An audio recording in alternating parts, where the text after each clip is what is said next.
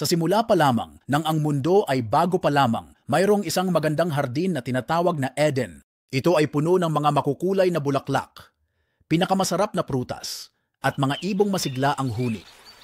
Sa hardin na ito, nilikha ng Diyos ang unang dalawang tao, sina Adan at Eva.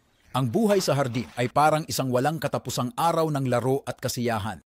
Sina Adan at Eva ay naglibot sa kahangahangang lugar na ito, nakikipag-usap sa mga hayop, nagpapahinga sa lilim ng mga kahangahangang puno at tinatamasa ang pinakamatamis na prutas. Sa gitna ng napakaraming puno sa hardin, may isang namumukod tangi, ang puno ng kaalaman ng mabuti at masama. Binigyan ng Diyos sina Adan at Eva ng isang utos lamang, huwag kainin ang bunga ng punong ito. Ngunit ang kuryosidad ay isang makapangyarihang bagay. Isang araw, isang tusong ahas ang lumapit kay Eva.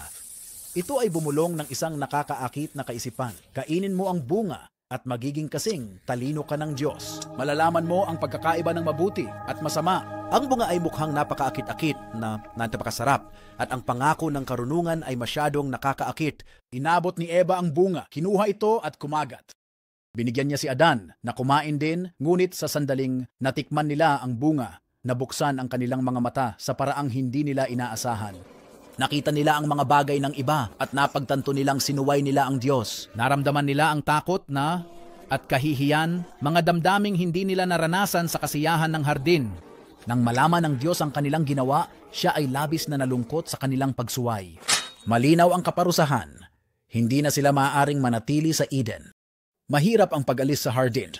Nagsara ang mga pintuan ng Eden sa kanilang likuran at sa unang pagkakataon, naramdaman nila ang kirot ng kahirapan ng buhay. Sa labas ng Eden, ang mundo ay magaspang at hindi pa nasusupil. Kailangang matutunan ni Adan at Eva ang lahat mula sa simula kung paano magtanim ng pagkain, magtayo ng tirahan at mabuhay sa mga elemento. Ang buhay ay hindi na isang serye ng masasayang pagtuklas, kundi isang pakikibaka para sa kaligtasan. Sa bagong mundong ito, naranasan nila ang buong saklaw ng buhay na kasiyahan at kalungkutan, tagumpay at kabiguan, kapanganakan at kamatayan. Naging mga magulang sila, pinalaki ang mga anak na magkakaroon din ng kanilang sariling mga pamilya na kumalat sa buong lupain. Sa kanilang paglalakbay, natuklasan ni Adan at Eva ang kanilang sariling lakas at katatagan. Hinarap nila ang bawat hamon na may lumalaking karunungan, natutong umangkop, magmahal ng mas malalim at pahalagahan ang mga panandaliang sandali ng buhay. Itinuro nila sa kanilang mga anak ang mga kwento ng Eden, ang kahalagahan ng paggawa ng mabubuting desisyon at ang pamumuhay na may mga kahihinatnan ng kanilang mga aksyon. Salamat sa panunood. Kita-kits sa susunod na pakikipagsapalaran.